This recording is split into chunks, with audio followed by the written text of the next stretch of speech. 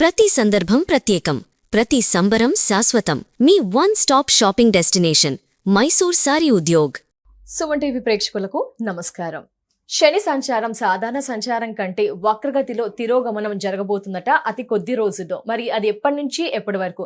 శనిని సాధారణంగానే మనం అనుకుంటుంటాం శని ఇలా మనల్ని వెంటాడుతోందని. మరి ఇలా వక్రగతి ద్వారా తిరగడం, సంచారం చేయడం వల్ల ద్వాదశ రాశుల పైన ఎలాంటి ప్రభావం ఉండబోతుంది, ఎలాంటి శుభ ఫలితాలు అశుభ ఫలితాలు మనంతా కూడా చూడవచ్చు.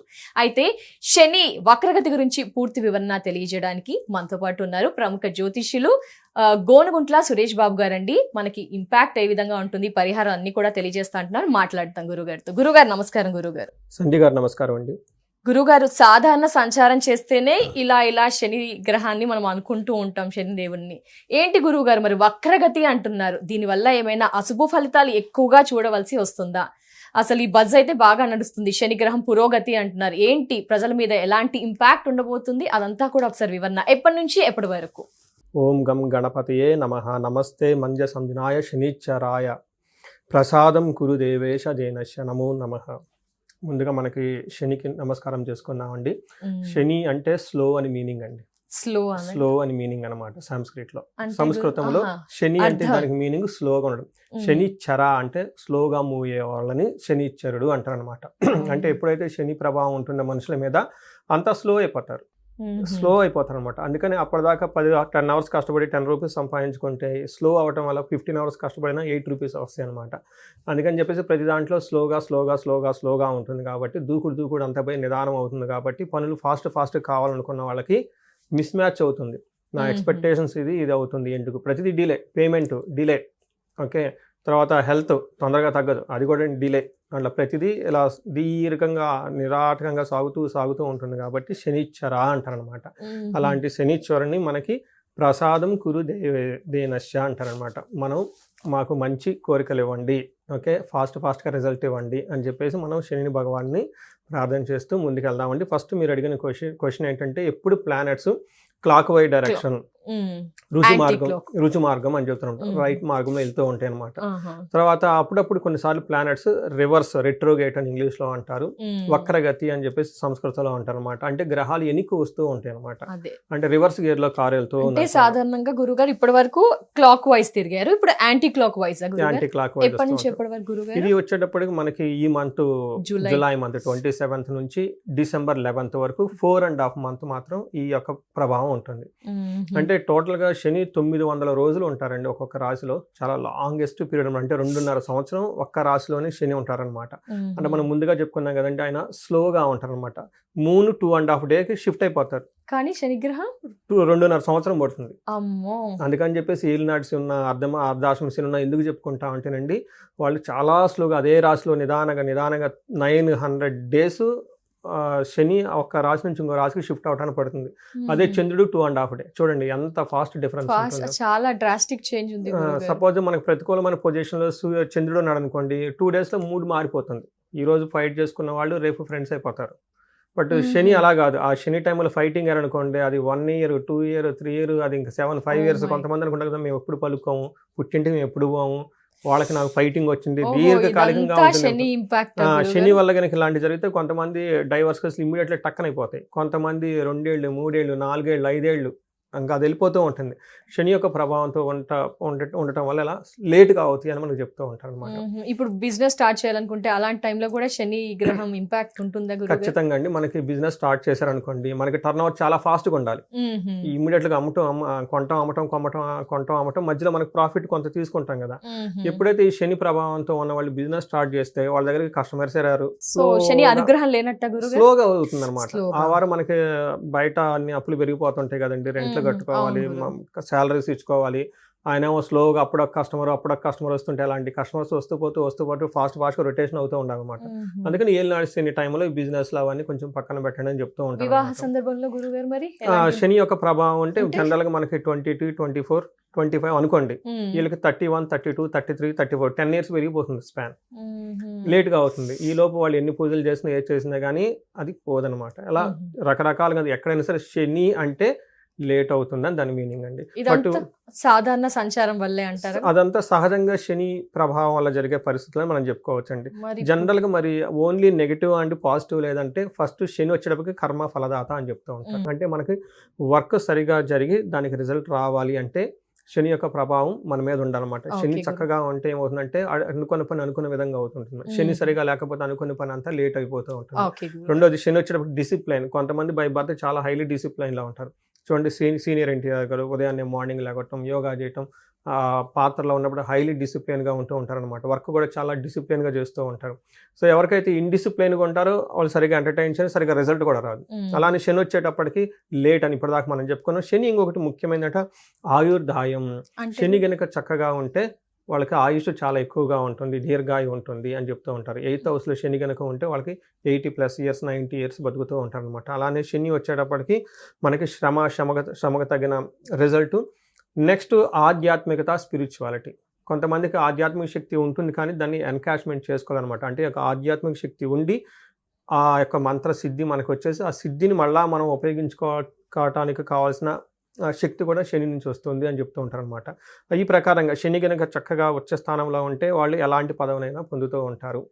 ఎలాంటి హ్యూజ్ ఆర్మీని నడిపిస్తూ ఉంటారు, సైన్యాన్ని నడిపిస్తూ ఉంటారు. పెద్ద పెద్ద పొలిటీషియన్లు చూసుకున్నారనుకోండి, వాళ్ళు బ్లాక్ కలర్ ఎక్కువ కారు వాడుతూ ఉంటారు అనమాట. శని చాలా స్ట్రాంగ్గా ఉంటారు అనమాట. హ్యూజ్ మాస్ టీమ్ ఉండాలన్నమాట. ఎక్కడైనా ఫ్యాక్టరీలో చాలా మంది పనిచేస్తూ ఉన్నా, కాల్ సెంటర్లో చాలా ఎక్కువ మంది పనిచేస్తూ ఉన్నా, ఈ పొలిటీషియన్కి కింద మాస్ మొబిలైజేషన్ చాలా ఎక్కువ ఉండాలన్నమాట. ఇలా మాస్ ఎక్కడున్నా కానీ ఇదంతా కూడా శని వల్ల మనం చెప్పుకోవచ్చు. అవునా గురుగారు, శని వల్ల ఇన్ని చెప్పారు కదా గురుగారు. ఇప్పుడు వక్రగతి అంటున్నారు. వక్రగతి వల్ల శుభ ఫలితాలు ఎక్స్పెక్ట్ చేయొచ్చా? ద్వాదశ రాశుల వాళ్ళు ప్రజలంతా కూడా అశుభ ఫలితాలను ఎక్స్పెక్ట్ చేయొచ్చా? అంతా చెడే అంటారా? ఎలా అంటారు గురుగారు? అది ఒక్కొక్క రాశికి ఒక్కొక్క విధంగా ఉందండి. 12 రాశుల వారికి ఇక ముందు మనం ప్రతి రాశి వైజ్ వాళ్ళకి ప్లస్ పాయింట్స్ ఏంటి, ఛాలెంజెస్ ఎక్కడ ఉంటుంది, ఏం చేస్తే బాగుంటుంది అనేది కూడా మనం చెప్పుకుంటాం ముందుకెళ్దాం. గురుగారు, శని వక్రగతి వల్ల సింహరాశి వారికి ఎలా ఉండబోతోంది? మరి సింహరాశి గురించి మనం చాలా ఎక్కువగా మాట్లాడుకోవాలండి. అవునా ఎందుకంటే గురుగారు? రియల్ లైఫ్ లో వాళ్ళకి అష్టమ శని నడుస్తూ ఉందన్నమాట. అయ్యో, మరి అష్టమ శని ఉండటం వల్ల ఏమవుతుందంటే అష్ట కష్టాలు వస్తాయి అంటారు, అవమానాలు జరుగుతుంటుంది, డబ్బులు పోగొడుతూ ఉంటారు, వీళ్ళు ఏం పని చేసినా కలిసి రాదు, కావాలని చీట్ చేస్తారు, నమ్మక ద్రోహం చేస్తారు. ఇంకా సినిమా కష్టాలు అంటారు చూడండి, తల్లికి హెల్త్ బాగుండదు, నాన్నకి హెల్త్ బాగుండదు, ఈ కష్టాలు మొత్తం ఎవరికైనా ఉన్నాయంటే అది వాళ్ళకి సింహరాశిని మనం చెప్పుకోవాలండి. మరి అష్టమ శని నడుస్తోంది, వక్రగతి శని, రెండింటి వల్ల ఏమైనా బాగా ఇబ్బందుల్లా మంచిగా ఏంటంటారు గురుగారు? ఇది మంచి క్వశ్చన్ అండి. ₹1,00,000 క్వశ్చన్ ఏదంటే ఈ క్వశ్చన్ అని చెప్పుకోవాలి. ఇన్ని ఇబ్బందులు పెడుతున్న శని ఈ వక్రత వల్ల ఇంకా కొంచెం ఇబ్బందులు యాడ్ అవుతాయి, లేకుంటే ఇబ్బందులు పోతాయి అనేది కన్సర్న్. వీళ్ళకి కొంచెం ఆనందపడాల్సిన విషయం ఏంటంటే ఈ ఇప్పటిదాకా పడుతున్న ఈ బాధల నుంచి ఒక 4.5 month బ్రేక్ వచ్చింది వీళ్ళకి. వెకేషన్, లాంగ్ వెకేషన్ వచ్చింది, సమ్మర్ వెకేషన్ లాగా. ఈ అష్టమ శని పడుతున్న వాళ్ళకి ఈ టయాన్ని సద్వినియోగం చేసుకోవడం చాలా చాలా ఇంపార్టెంట్ అండి. ఎలాంటి విషయాలు? నానా కార్య విరోధచ్చ అని చెప్తారు మనకి. నానాకార్య విరోధచ్చ, వ్యాధి పీడం, ధనక్షయం, అపమృత్యు భయం అని చెప్తారు.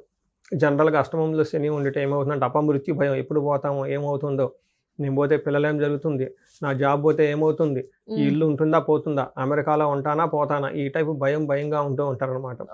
అన్నీ ఉంటాయి వాళ్ళకి, కానీ ఈ భయం ఎక్కువ ఉంటుంది వాళ్ళకి. అంతేకాకుండా వాళ్ళకి ధనక్షయం, విపరీతంగా ధనం పోతూ ఉంటుంది, హెల్త్ కాంప్లికేషన్స్ ఎక్కువ అవుతూ ఉంటుంది. వీటితో పాటుగా ఏ పని చేసినా కానీ కలిసి రాదు, హెల్త్ సరిగా ఉండదు, చేసిన పని కలిసి రాదు, ఉండ భయము, ఇలాంటి ప్రాబ్లమ్స్లో ఎక్కువగా వీళ్ళు ఉంటూ ఉంటారు. ఎందుకని దీన్ని అష్టమ శని అంటారు. అయితే ఈ శని నుంచి 4.5 month వీళ్ళకి ఉపశమనం లభిస్తుంది, రిలీఫ్ అవుతారు. లైఫ్ యొక్క విలువ వీళ్ళకి ఇప్పుడు తెలుసుకోవాలి.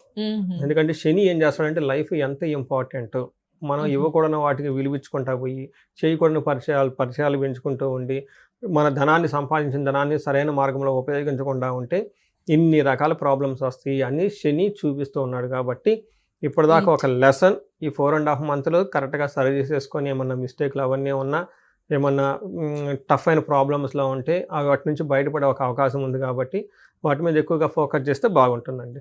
ఓకే, ఓవరాల్ గా అయితే ఇలా ఉంది గురువు గారు. మంచి సమయాన్ని బ్రేక్ త్రూ అని చెప్పుకోవచ్చు, కొంచెం 4.5 రిలాక్సేషన్ అనుకోవచ్చు. ఉద్యోగ పరంగా ఒకసారి ఏ విధంగా ఏంటి చెప్తారు?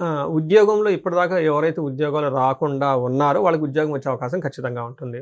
ఇప్పటిదాకా జాబ్ లాస్ లో ఉంటామో పోతామో ఇప్పుడు వీకేస్తారు అనుకున్న వాళ్ళకి 4.5 month రిలాక్స్, మిమ్మల్ని అయితే ఎవరేమీ చేయరు. తర్వాత ఇంకా వివాహానికి కానివ్వండి, ఇట్లాంటి సమస్య ఏదైనా కనుక ఉంటే ఈ టైంలో బ్రేక్ తీసుకుంటే బెటర్ అండి. ఈ అంటే టైంలో అవ్వచ్చు, ఈ సంబంధాలు 4.5 మంత్లో అవ్వచ్చు. కానీ ఇప్పుడు మనకి గురుమూడవని అవి ఇవన్నీ ఉన్నాయి కాబట్టి ఏదైనా నవంబర్లో ఈ టైంలో ఏదైనా పెళ్లి కానీ ఎవరైనా ఎక్కడైనా ఆగిపోయింది పెళ్లికి సంబంధించిన పనులు చేసుకుంటే ముందుకెళ్ళిపోతారు. అవునా గురుగారు? నవంబర్ మంత్లో చాలా అనుకూలంగా ఉంటుంది. వ్యాపార పరంగా గురుగారు స్టార్ట్ యా. చేయొచ్చా, ఆగిపోతాయా ఏంటి అంటారు? వీళ్ళు ఏది కొత్తది స్టార్ట్ చేయకూడదండి. చేయకూడదు. ఆల్రెడీ చేసిన వాటిలో ఎక్కడైనా కనుక ప్రాబ్లమ్స్ ఉంటే వాటిని కరెక్ట్ చేసుకునే టైం అని మనం చెప్పుకోవాలి. బిజినెస్లో పీపుల్కైనా అంతే.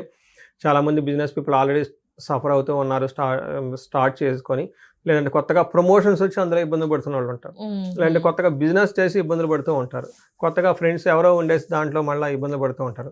అలాంటి వాళ్ళకి అసలు ఇది కరెక్ట్ అవసరమా, ఈ బిజినెస్ మనకి అవసరం లేనప్పుడు ఇమీడియట్గా వదిలేసేసేయండి. ఇలాంటి రిలేషన్షిప్ మనకు అసలు అవసరమా, అవసరం లేకపోతే వదిలిపరేసేయండి. ఎందుకంటే మొన్న అమెరికా నుంచి ఒక కాల్ వచ్చిందండి. వాళ్ళు మెయిన్ వరీ ఏంటంటే అక్కడికి వెళ్ళిపోయారు, ఎప్పుడు జాబ్ చేయాలి, ఏదో ఒక జాబ్లో వచ్చేసింది, జాబ్ చేసుకుంటూ ఉన్నారు. ఆ జాబ్లో ఉన్న వాళ్ళు డిస్టర్బ్ చేస్తున్నారండి, రకరకాలు చేసేస్తున్నారండి. ఇది ఏమంటే ఇంటర్పర్సనల్ స్కిల్స్ అంటారు అనమాట. అసలు ఇలాంటి వాళ్ళు అవసరమా, అసలు వాళ్ళతో ఫ్రెండ్షిప్ అక్కడ అవసరమా? అమెరికా ఎందుకు వెళ్ళాం, శుభ్రంగా 2 రాళ్ళు సంపాదించుకున్నాం, వెనక్కి వచ్చామా, హ్యాపీగా ఉన్నామా? మెయిన్ పర్పస్ అది కదా. అక్కడ ఆ పరిచయం ఈ పరిచయం అదంతా ఉండడానికి దానికి ఎంతవరకు ఇంపార్టెన్స్ అంతవరకు. హాయ్ అంటే హాయ్, హలో అంటే హలో. సో అది టూ మచ్ వెళ్ళిపోయి ఏదేదో చేసేసుకొని అది జాబ్ పోయేదాకా, మ్యారీడ్ లైఫ్ స్పాయిల్ అయ్యేదాకా ఉండకూడదు కదా. ఇన్ కేస్ అలా it's not always negative, it's always also positive. Too much friendliness, too much మన జాబులు పోయేదాకా ఎందుకు. అందుకని చెప్పి ఈ టైంలో ఒకసారి మీరు ఎన్ని ఇబ్బందులకు కారణం ఎవరు, ఏంటి, ఆ రూట్ కాదంటే తెలుసుకొని ఈ 4.5 మంత్ కనుక వర్క్ చేయగలిగితే తర్వాత వచ్చే మళ్ళీ ఏళ్ళనాటి శని కంటిన్యూ అవుతుంది, వాళ్ళకి అష్టమ శని కంటిన్యూ అవుతుంది. బట్ నెక్స్ట్ సెకండ్ ఫేజ్ లో ఉన్న వీళ్ళకి కొంచెం ఊరట వచ్చే విధంగా వీళ్ళు ప్లాన్ చేసుకోవాలి, చేసుకుంటే బాగుంటుంది. కోర్టు విషయంలో ఏంటంటారు గురుగారు, ఏం చేయమంటారు? సేమ్ అండి, కోర్టు విషయాలు ఇప్పటిదాకా ఎడదగకుండా టఫ్ గా ఉంటే ఈ టైంలో out of the court settle చేసుకోవడానికి చాలా అనుకూలం. వీళ్ళకి తీర్పులు ఫేవరబుల్ గా వచ్చే అవకాశం ఎక్కువగా ఉంటుంది. Go with easy go mind అండి. అంటే గట్టిగా పట్టుకొని కూర్చుంటే లైఫ్ లో ఏది కాదండి. సో ఇంకా నేనేం చెప్తానంటేనండి, చాలా మందికి వచ్చిద్దో రాదో పోతుందో ఉంటుందో తెలవని దానికి ఆ కోర్టు చుట్టూ అయ్యి తిరిగేసి టైం వేస్ట్ చేసుకునే బదులు పోయేది పోయింది, ఆ టైం మళ్ళీ మంచి ఫోకస్ గా పెట్టుకుంటే లైఫ్ లో అంతా బాగుంటే 10 రెట్లు మళ్ళీ సంపాదించుకోవచ్చు. అంతే కదండి. ఉండొచ్చు దాని అలా పక్కన పడేసి లైఫ్ ఎక్కడ ఆకుండా ముందుకెళ్ళిపోవటం చాలా ఇంపార్టెంట్. ఇప్పటిదాకా మిమ్మల్ని ఏదైతే కనుక పీడిస్తూ పట్టుకొని ఉందో దాన్ని వదిలిపెట్టాల్సిన టైం అయితే వచ్చేసింది. ఈ వక్రగతి వల్ల కర్మఫలం, కష్టానికి తగ్గ ఫలితం ఉంటుందంటారా ఇంటి గురువు గారు? ఈ టైంలో వీళ్ళకి కనిపిస్తుందండి. ఈ టైంలో ఈ 4.5 మంత్ వీళ్ళకి రిలీఫ్ పీరియడ్ కాబట్టి ఎక్కడ ఆగకుండా ఉంటే ఈ టైంలో చక్కగా ముందుకెళ్ళే అవకాశం ఎక్కువగా ఉంటుంది. బట్ యాక్చువల్గా వీళ్ళకి శని ఓన్లీ 40% మాత్రమే అనుకూలంగా ఉన్నారండి, మిగతా 60% ప్రతికూలంగా లేరు. బట్ ఇప్పుడు ఈ టైంలో కొంచెం పరిహారాలు అవన్నీ చేసుకుంటే కొంతలో కొంత మెరుగుపడుతుందండి వీళ్ళకి. తప్పకుండా గురువుగారు, మరి ఇప్పటి వరకు అయితే ద్వాదశ రాశుల గురించి మాట్లాడుకున్నాము. శని వక్రగతి జూలై 27 నుంచి డిసెంబర్ 11 వరకు అన్నారు. మరి అందరూ కూడా ఎలాంటి పరిహారాలు పాటించాలి శని గ్రహానికి సంబంధించి? శనికి పరిహారాలు చాలా సింపుల్ అండి. ఫస్ట్ పరిహారం ఏం చెప్తామంటేనండి, 2 రకాల పరిహారాలు. ఒకటి మనమంతా మనకు సెల్ఫ్ రెమెడీస్, మన లెవెల్లో మనం చేసుకునేది. కానీ సీరియస్గా మనకి ఏలినాటి శని, అష్టమ శని ఉండి ఒకే ఇంట్లో 2-3 శని బాధితులు ఉంటూ ఉంటారనమాట. అలాంటి వాళ్ళు ఎవరంటే స్పెషల్ పూజలు చేయించుకోవడం చాలా అవసరం అనమాట, తీవ్రతను బట్టేసి. ఫస్ట్ ఇంట్లో సెల్ఫ్గా చేసుకునే పూజలు ఏమంటే మనకి వీళ్ళకి శని పిప్పలాద స్తోత్రం అని ఉంటుంది. ఉదయం సాయంత్రం చక్కగా చదువుకోవాలి, చాలా సింపుల్ శ్లోకం. తర్వాత హనుమాన్ చాలీసా రెగ్యులర్గా చదువుకుంటూ ఉండాలి. తర్వాత ఆంజనేయ స్వామి గురికి శనివారం వెళ్తూ ఉండాలి. శనికి తైలాభిషేకం చేసుకుంటూ ఉండాలి. ఇది కామన్గా మన లెవెల్లో మనం చేసుకునేది. కొంతమంది చెయ్యొచ్చు, చేయకపోవచ్చు. శని తీవ్రత చాలా ఎక్కువగా ఉంటుంది. పర్టికులర్గా ఎవరైతే 5 రాసుల వాళ్ళు, మన ఏలినాటి శని, అష్టమ శని, అర్ధాష్టమ శని వాళ్ళు ఉన్నారో వాళ్ళకి చాలా హై లెవెల్ ఇంపాక్ట్ ఉంది. అట్లానే ఇంట్లో 2-3 అష్టమ శనులు ఉన్నా, ఏలినాటి శని వాళ్ళు ఉన్నా కానీ సీరియస్గా ప్రాబ్లం ఉంటుంది. వాళ్ళు అవుట్ ఆఫ్ కంట్రోల్లో ఉంటారు, ఏది వాళ్ళ కంట్రోల్లో ఉంటుంది, ఏదేదో జరిగిపోతూ ఉంటుంది, బాధపడిపోతూ ఉంటారు అనమాట. ఇలాంటి వాళ్ళు ఉన్నప్పుడు శనికి సంపూర్ణ శాంతి పూజలు చేయించుకోవాలి. శనికి సంపూర్ణమైన శాంతి పూజలు అంటే ఏంటంటే, శనికి 18,000 జపాలు చేయించుకోవాలి, దానాలు చేయాలి, తర్పణం చేయాలి, హోమం చేయాలి. దీనితో పాటుకి శని పాశుపతాభిషేకం అంటారు, దీనిని శని తైలాభిషేకం అంటారు. శని తైలాభిషేకం మన చేత్తో మనం చేసుకునేది ఒకటి. రుద్రం తీసుకొని రుద్రంలో శనికి సంబంధించిన బీజ మంత్రం యాడ్ చేసుకుంటూ దీన్ని శని పాశుపతాభిషేకం అంటూ ఉంటారు అనమాట. ఇవి కనుక ఖచ్చితంగా సంపూర్ణ శాంతి పూజలు అంటారు. ఇవి వాళ్ళు చేసుకోలేరు.